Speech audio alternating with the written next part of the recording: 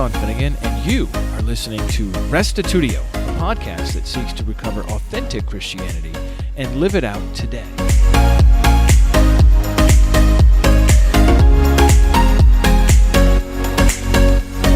Today we're going to take a brief break from manuscripts and dip our toes into the pool of Bible translations. Specifically, we'll take a look at 6 of the most prominent Jewish translations of the Hebrew Bible, including the Jewish Publication Society translations, the Koren Jerusalem Bible, Artscroll Stone Tanach, the Schocken Bible of Everett Fox, and Robert Alter's recent translation.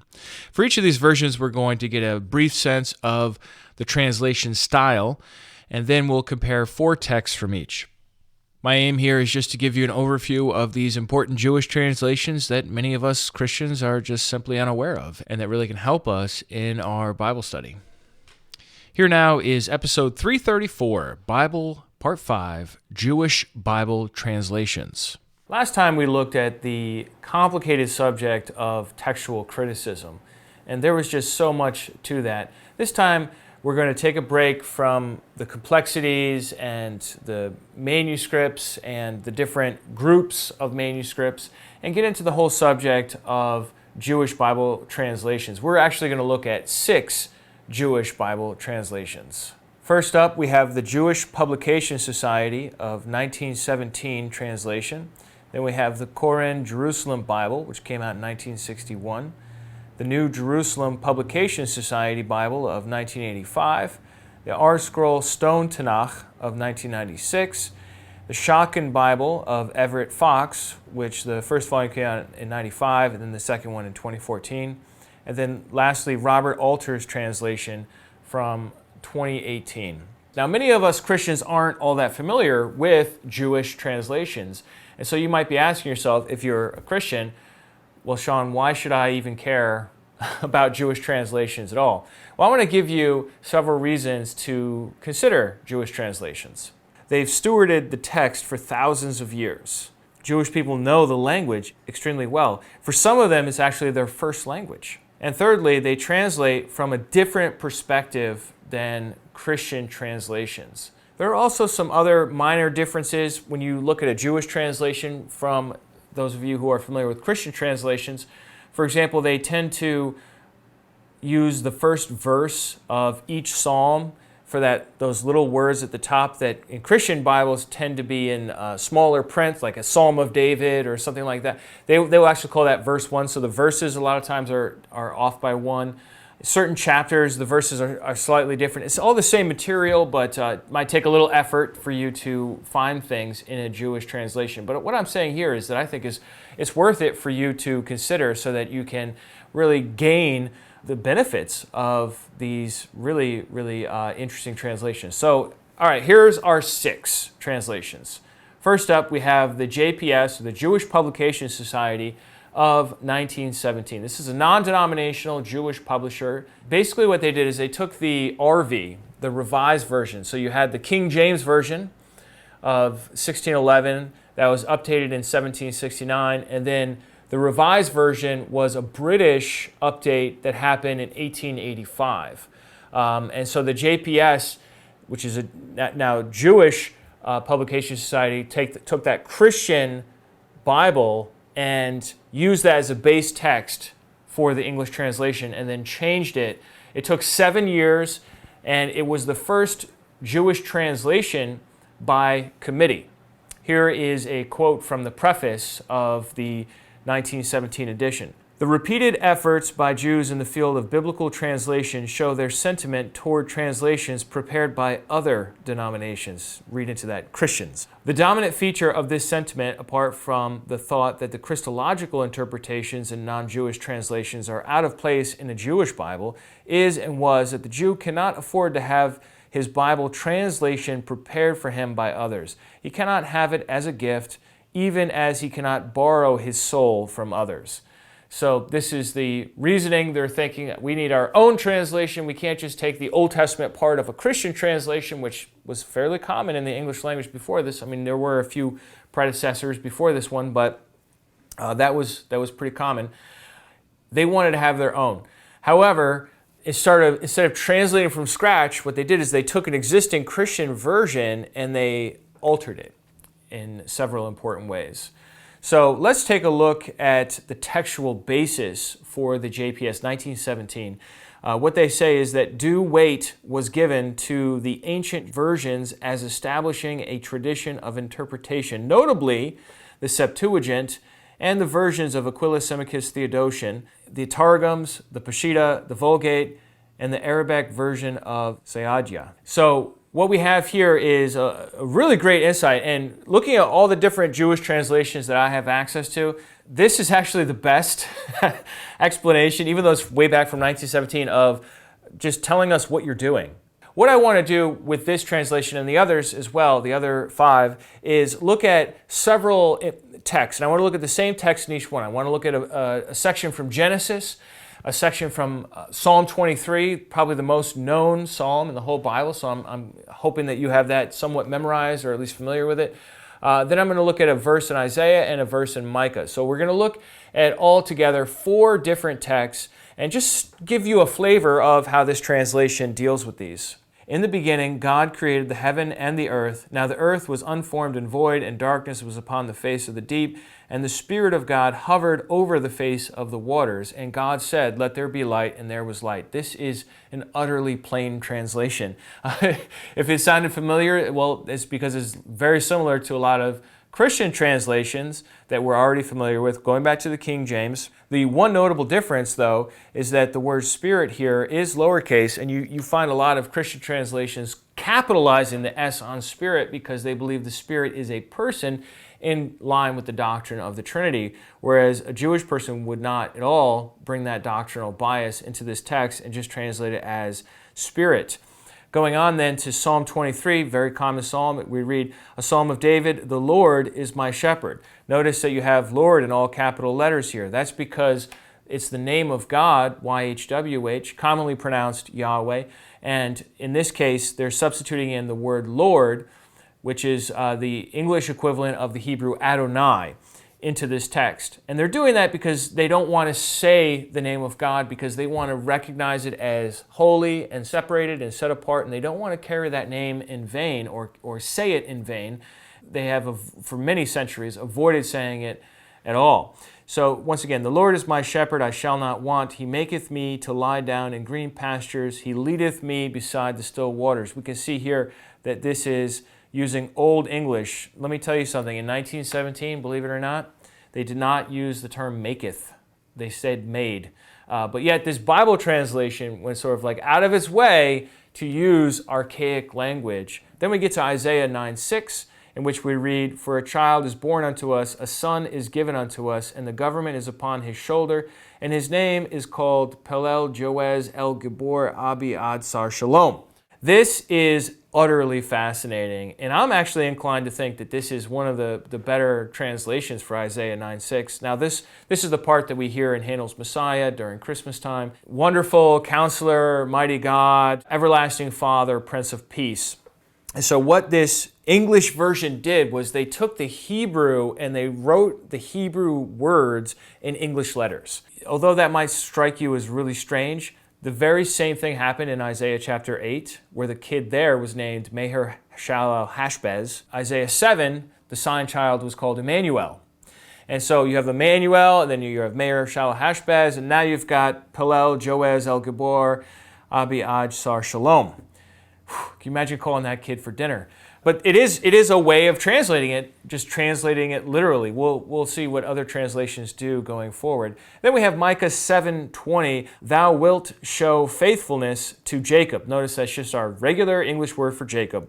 "Mercy to Abraham, as thou hast sworn unto our fathers from the days of old." So this word mercy here is the Hebrew word chesed, and that's the word translated mercy in the Old King James, or loving kindness in the New American Standard Bible, or steadfast love in the English Standard Version. There are some other varieties of that too. Jewish people have by and large harshly criticized this early version from 1917. In fact, I don't know if you've ever heard of the Jewish apologist Tovia Singer. He's one of the really big Jews in Battle with Christians on YouTube. And he just completely dismissed the JPS. He says that's totally irrelevant to us as Jews because they started with a Christian Bible and they edited it. So this is not even a Jewish Bible. He wouldn't touch it with a 10-foot pole. Another criticism is that the language is very archaic. It's very reminiscent of Old English. Then the third thing that I would say about this version and why I wouldn't recommend it and why it's not just me, but it's generally not purchased anymore, is that we've had so many discoveries since 1917. My goodness, we didn't even have the Dead Sea Scrolls yet in 1917. They were discovered in the 40s and weren't even made available widely until the 90s.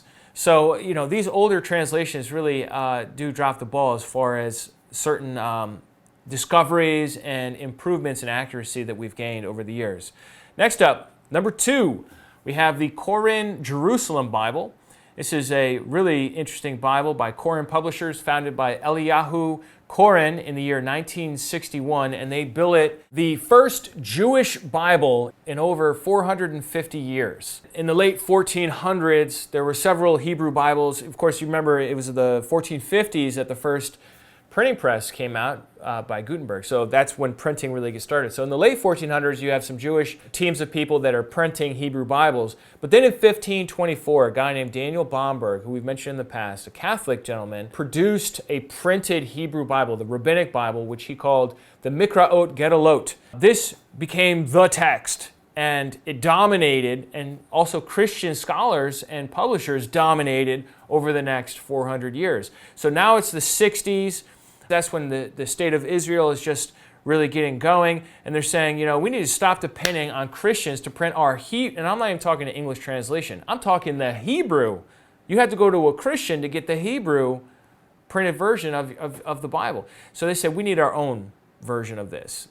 And that was a lot of what played into the Koren, also called the Jerusalem Bible, not to be confused with the Catholic Jerusalem Bible, or the New Jerusalem Bible. So the Koren is important to keep straight. And it's nothing to do with the Quran, which is the Muslim Bible, totally separate subject. So the goal for this version here is that it's designed by Jews, edited by Jews, printed by Jews, bound by Jews, and Mr. Koren himself designed the Hebrew font. It's a very beautiful, I realize you can't see it, it's a very beautiful Hebrew font. And it's the Hebrew is on one side and then the English is on the other side. Now the English text is based on a guy named Friedlander. In 1881, he had come out with an English text. And so the Koren Bible borrowed from that. And under the leadership of Harold Fish, they edited that 1881 translation, and that became the standard translation starting out in the year 1962. And then they actually have a new update from the year 2010, which is the version I have, is from 2010, where they have updated some things. Now, let's look at some verses here to give you a sense of flavor. Here we have Genesis 1 through 3, and we can see that there's already a break from Christian traditional translation going on here. In the beginning, God created the heaven and the earth was without form and void, and darkness was on the face of the deep. And a wind from God moved over the surface of the waters, and God said, let there be light, and there was light. Then we have Psalm 23 from the Koren Bible says, a psalm of David, the Lord is my shepherd, once again using Lord instead of God's proper name there, I shall not want. He makes me to lie down in green pastures, he leads me beside the still waters. Now, they did update the language here, right?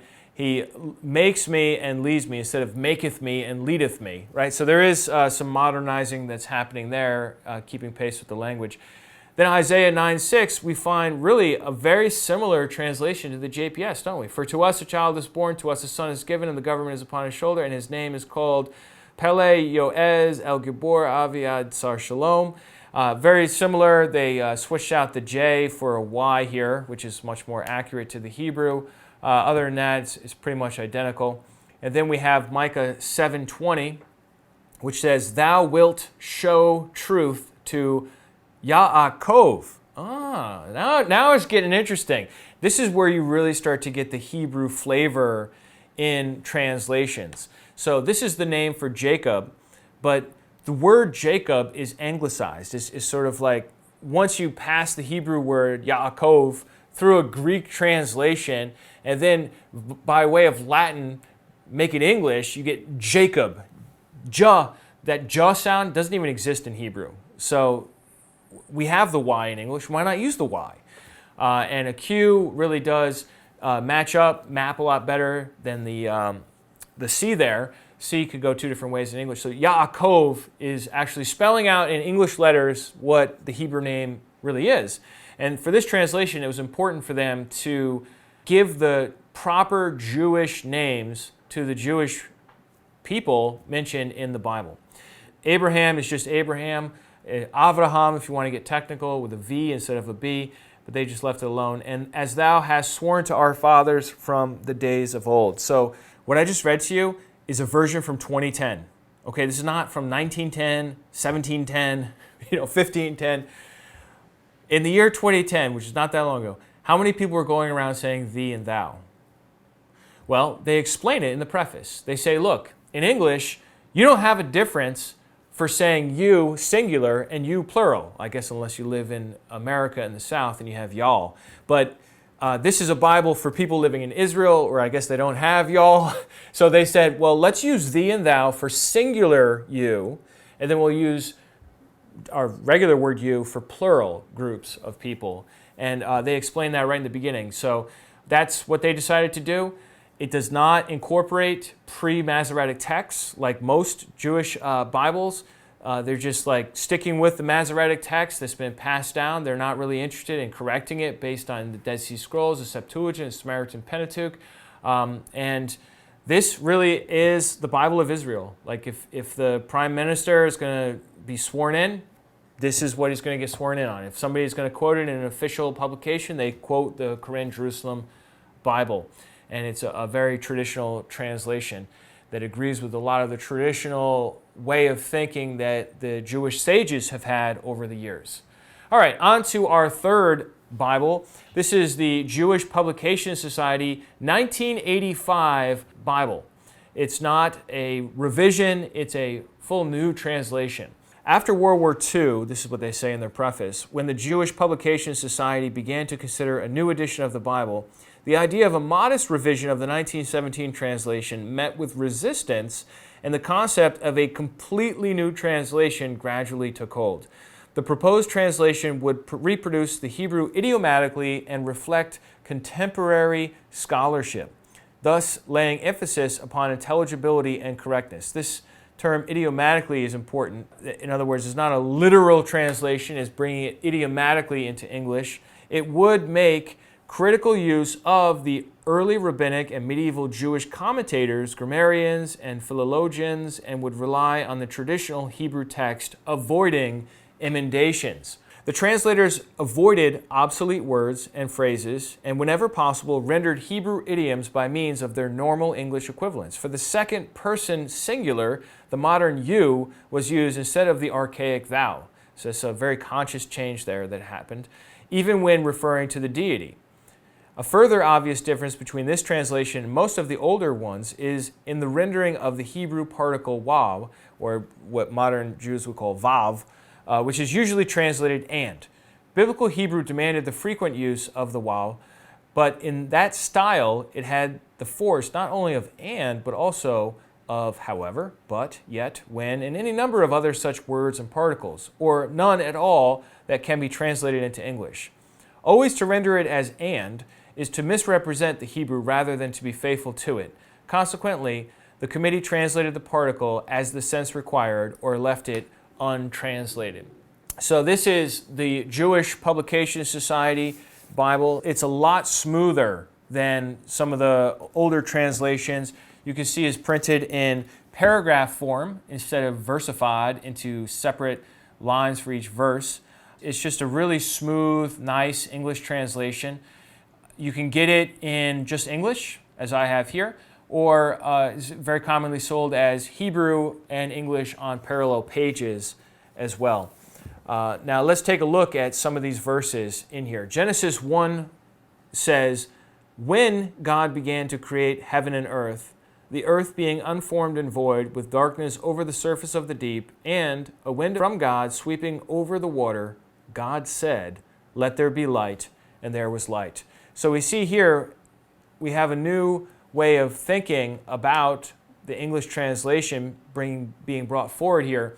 Rather than saying, in the beginning God created, it says, when God began to create, and this was the situation for everything, then God said, let there be light. So in this case, the very first act of God mentioned in Genesis is let there be light, the creation of light itself. But he's working with pre-existing materials, and there's no comment as to where those materials came from. Whereas in the other reading, God creates the heavens and the earth, and then he says, let there be light. So this is a different way of looking at it. In Psalm 23, we read a psalm of David, the Lord is my shepherd. Once again, using Lord for God's name. I lack nothing. So instead of I shall not want, he says, I lack nothing. That's a little better, I think. He makes me lie down in green pastures. He leads me to water instead of still places of repose. That's nice. Psalm 23. Then we have Isaiah 9:6. This one's really interesting. For a child has been born to us, a son has been given to us, and authority has settled on his shoulders. He has been named, the mighty God is planning grace, the eternal Father, a peaceable ruler. So that's totally different. Then we have Micah 7:20, which reads, you will keep faith with Jacob. That's interesting, right? So they went right back to the regular English word for Jacob instead of Yaakov, right? Loyalty to Abraham. And this is that word chesed. They translate it instead of mercy or love, they translate it as loyalty. This is a very scholarly translation. What I mean by that is, yes, they are very carefully following the Masoretic text. Yes, they are extremely restrained from changing anything, even if they think it was wrong. But they also leave footnotes everywhere.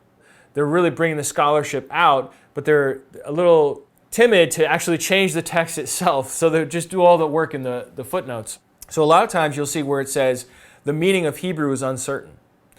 And what that means is that the vocabulary aids that we have available don't necessarily cover that word, or maybe that word could be translated multiple different ways and they weren't sure.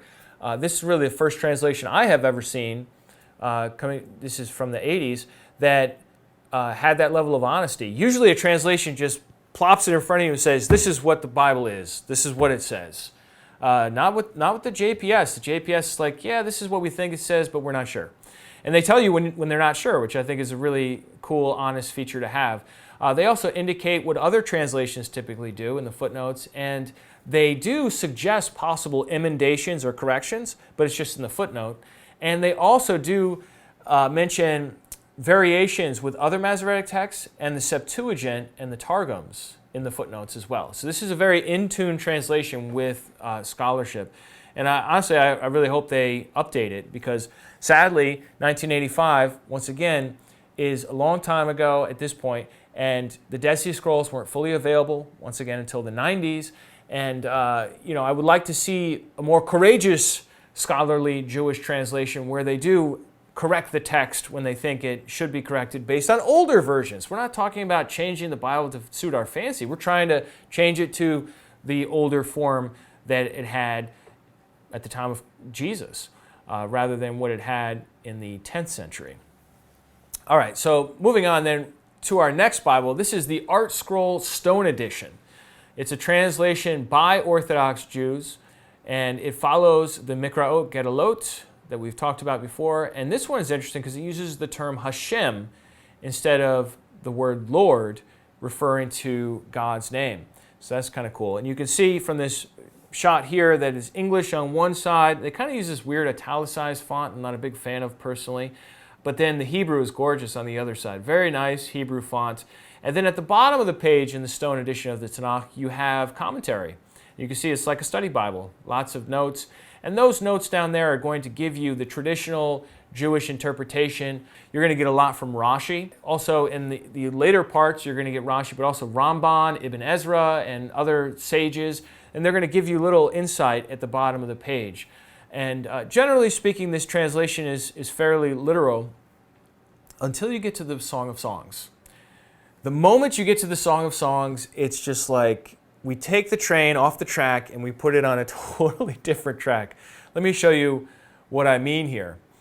This is a direct quote from the Stone Tanach. They write, "To both the sages of the Talmud and the classic commentators, it was clear that Song of Songs is an allegory, a duet of longing between God and Israel. That is why, in the interest of accuracy, our translation of the song is different. Although we provide the literal meaning as part of the commentary in the footnotes, we translate the song according to Rashi's allegorical translation." So they relegate the literal meaning here in the commentary, and instead they put Rashi's allegorical understanding of it as the main text. Let me show you an example of this. So this is just like the second verse out of the whole book, Song of Solomon, Song of Songs. The new JPS, I was just talking about from 85, says, "Oh, give me the kisses of your mouth, for your love is more delightful than wine." This is totally standard translation you're going to find in probably hundreds of English Bibles for this verse. Then you see the Stone Tanach. We lose the word kisses, we lose mouth, and we lose wine. It says, instead of "give me kisses," it says, "Communicate your innermost wisdom to me again in loving closeness, for your love is dearer to me than all earthly delights." So they've totally interpreted the verse and substituted the interpretation in the main text as if that's what the Hebrew says. And then in the footnote, you can see what they'll do is they will actually quote the Hebrew and give you a literal English translation for that verse. So I think that this is just so unusual, so bizarre. I guess I understand why they did it, but I don't agree with it at all. It doesn't seem like a translation. It seems like an interpretation, more in line with the Targums, right? Where the Targums would quote scripture and then add in extra explanations. This is more in line with that, although this is much more radical than the Targum of Onkelos or some of the others that we've already looked at. Let's look at some other verses, though. Well, let me show you one more version. I really like this version. This is by Ariel and Hannah Block. It's just a translation of the Song of Songs. That's it. There's nothing else in here. And you can see it's very beautifully laid out. The Hebrew on one side, just a little snippet, and then poetically the English next to it. And then there's extensive commentary afterwards. And they go the opposite, exact opposite way as the Stone. Rather than shying away from any physical language, this Jewish translation of just this one book says, "Kiss me, make me drunk with your kisses. Your sweet loving is better than wine." So they're going the opposite direction with the text here. I just wanted to show you that too, because there are some of these versions where it's just like one book or one little part of the Bible, and a lot of times those can be the most interesting or the most helpful because those scholars have really delved deep into it and really considered it deeply and made all the different research necessary to get to a good translation. Looking at the Stone edition, continuing on, Genesis 1 says, "In the beginning of God's creating the heavens and the earth, when the earth was astonishingly empty with darkness upon the surface of the deep, and the divine presence hovered upon the surface of the waters, God said, 'Let there be light,' and there was light." So this very much agrees with the new JPS translation, where we're seeing the very first line of the Bible as a dependent clause that is just getting the timing of things rather than stating what God does. Then we have Psalm 23, a psalm by David. Now, instead of saying, "The Lord is my shepherd," it says Hashem. And so Ha is the Hebrew word for the, and Shem is the Hebrew word for name. So Hashem literally means the name.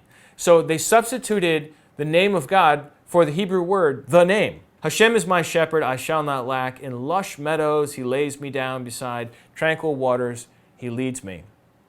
Isaiah 9:6, this one is really interesting. "For a child has been born to us, a son has been given to us, and the dominion will rest on his shoulder. The wondrous advisor, mighty God, eternal Father, called his name Sar Shalom." So rather than "he will be called the mighty God, wonderful counselor, mighty God," and so on, what they're doing is they're looking at this section here, wondrous advisor, mighty God, eternal Father, as the subject of the verb called, and then his name is just Sar Shalom, Micah 7:20, grant truth to Jacob. So here we have just the regular English names. Kindness to Abraham. Here chesed is translated as kindness instead of, what do we have, loyalty last time? As you swore to our fathers in days of old. Moving on then to our next Bible, we have the Schocken Bible of Everett Fox. I've got both volumes of it here. It's not a complete Old Testament. First he came out with the Torah in the year 1995, and then he came out with the earlier prophets in 2014. And the Schocken Bible by Everett Fox is really one of the most fascinating English translations of the Hebrew text that you can possibly buy. And let me explain why that is.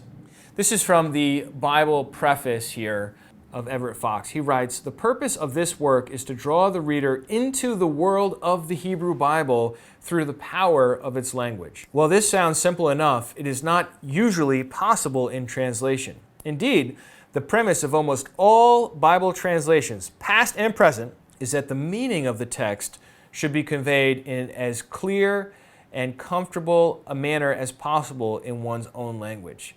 Yet the truth is that the Bible was not written in English in the 20th or even the 17th century. It is ancient, sometimes obscure, and speaks in a way quite different from ours. Accordingly, I, Everett Fox, have sought here primarily to echo the style of the original, believing that the Bible is best approached, at least at the beginning, on its own terms. So I've presented the text in English dress, but with a Hebraic voice. But he's heavily influenced by two scholars, Martin Buber and Franz Rosenzweig of Germany. And these two scholars went through the Old Testament in Hebrew and translated it into German in this excessively literal fashion. And basically their goal was to use the German language to show the people what the Hebrew was underneath it. They didn't care about the German rules of literature. They just cared about mimicking the Hebrew as much as possible for someone who doesn't read Hebrew to be able to understand. So Everett Fox is really a disciple of Buber and Rosenzweig. And what he did was very similar, but he toned it down a notch. He didn't quite go as full-on, make up new words as these guys did. He toned it down a notch, but what he did is he looked for places in the Hebrew where in a verse, for example, they'll use alliteration where the same first letter of each word repeats. In his English, he'll find a way to do that. So you get that same little nuance in the English. If there's a Hebrew pun, he wants there to be an English pun. If there's a poetic language, he's going to space it out in his English formatting in multiple lines and really do everything he can to give you a sense of the original form of the language. At the beginning of God's creating of the heavens and the earth, when the earth was wild and waste. See, now in Hebrew, that's tohu vavohu. You hear that, how that sounds. Tohu is the first word, vavohu. Tohu, vohu. You hear the rhyme. So what he did here is he said, all right, well, I got to find two words that at least somehow link together. He couldn't rhyme the ending part of it. I'm sure he would have liked to have done that. But he couldn't do that, so he just repeated the first sound twice, wild and waste. Darkness over the face of ocean. Notice he doesn't say the face of the ocean. He says the face of ocean with a capital O. This is all very intentional, mimicking the Hebrew underneath it. Rushing Spirit of God, hovering over the face of the waters. God said, let there be light, and there was light. Now, here's the problem with the Schocken Bible. It's not done. It's not even close to done. I can't show you Psalm 23. It doesn't exist. I can't show you Isaiah. He didn't translate Isaiah yet. I can't show you Micah. He didn't translate Micah. So what I have is the Torah, the first 5 books, and then I have the first part of the historical books, like Joshua, Judges, Samuel, and Kings. But that's about all I got. So I'm going to show you a verse that's different than the other versions. This is 2 Kings chapter 20, verse 8, just to give you a flavor for the spelling of names in the Schocken Bible. Hezekiah said to Yeshayahu, what is the sign that YHWH will heal me? Okay, there's a lot going on here. So first of all, this in English we call Hezekiah, right? But that's not how you say it in Hebrew. How you say it in Hebrew is Hitzkiyahu. He translated it into English letters, but he wants you to have that Hebrew flavor in your mouth when you're chewing on Scripture. Yeshayahu is Isaiah, and then for God's name, he just put the exact letters no vowels. You won't be able to pronounce that. But what is he doing? He's putting you in touch with the original as much as possible. That's his translation philosophy. All right, on to Robert Alter's The Hebrew Bible. In 3 volumes, Robert Alter is a professor at California, Berkeley. His goal is as much as possible to put you in touch with the original Hebrew. And this is a strong break from Christian translations, as we'll see later on. Christian translations trip over themselves to completely rewrite the Bible as much as they can so that it's easy for you to understand and that you get it immediately. You don't have to think about it. Robert Alter is the exact opposite of that. He says, he calls that a rage to explain the text. He says, look, the Bible is literature. You need to be able to recognize the foreignness of Scripture. So he will even have, he's a professor of literature originally, he'll even have grammatically inappropriate constructions in his translation. He doesn't care because he recognizes it is a translation and I could smooth everything out or I could put people in touch with what it really is in the Hebrew. Then he has a commentary on the bottom of the page, kind of a lengthy commentary in some sections and a little shorter in other sections. He comes from more of a Reformed perspective as far as I could tell, and he has some thoughts about some of the scholarship that calls into question who wrote which books of the Bible. He's sort of like aware of it, but he doesn't delve into that subject too much. He's more interested in the Bible as literature, like how does the final product of the Hebrew Bible come into English and how does it affect us? And that's kind of his angle on things. Let's take a look at some of his translation. Genesis 1:1. When God began to create heaven and earth, and the earth then was welter and waste, and darkness over the deep, and God's breath hovering over the waters, God said, "Let there be light," and there was light. He's reading that very early part as a dependent clause, describing the state of things when God began rather than what God did. Second of all, you can see, like Schocken, he tries to find 2 words that sound alike for tohu vavohu. And thirdly, you have a lot of ands. Alter loves ands, and that's because Hebrew has ands everywhere. So many sentences start with the vav, and that's just the way this literature functions. Moving on, Psalm 23, we read, a David psalm. The Lord, notice he uses the standard L-O-R-D, all caps for God's name. The Lord is my shepherd, I shall not want. Oh, we went old school. I shall not want. In grass meadows he makes me lie down, by quiet waters guides me. Isaiah 9:6 says, for a child has been born to us, a son has been given to us, and leadership is on his shoulders, and his name is called Wondrous Counselor, Divine Warrior, Eternal Father, Prince of Peace. Notice instead of Mighty God, he translates it Divine Warrior, which is a legitimate alternate translation for El Gibor.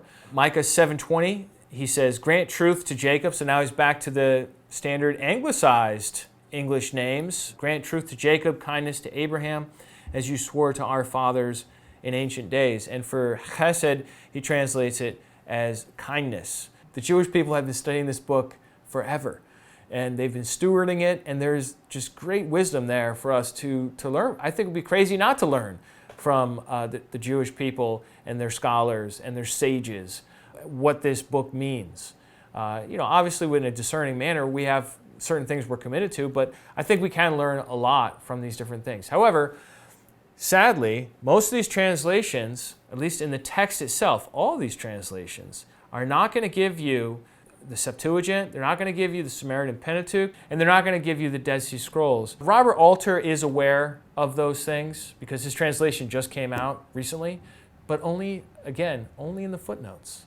He's not going to change the Masoretic text. That's it for this section of the Hebrew Bible. We've been looking at some English translations that are available. You might want to pick up one or more of these for your own personal study. Next time we're going to switch gears and we're going to get into the Greek New Testament. It's going to be great. All right, well, that's it for this topic. Just to let you know, I do have a number of these Bibles, all with links in the show notes if you'd like to get any of them. They really are helpful for Bible study.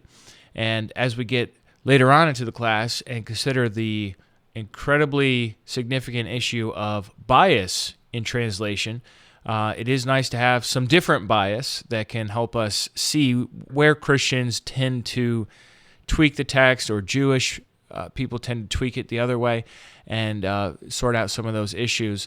If you have one of these Bibles and have an opinion on it, or would like to make a recommendation, I encourage you to log on to restitutio.org and find episode 334, Jewish Bible Translations, and drop a comment. Let us know your experience with any of these translations, what your recommendations are, so we can all benefit from that. Thanks, everyone, for tuning in. If you'd like to support Restitutio, you can do that at our website, restitutio.org. We'll see you next week, and remember, the truth has nothing to fear.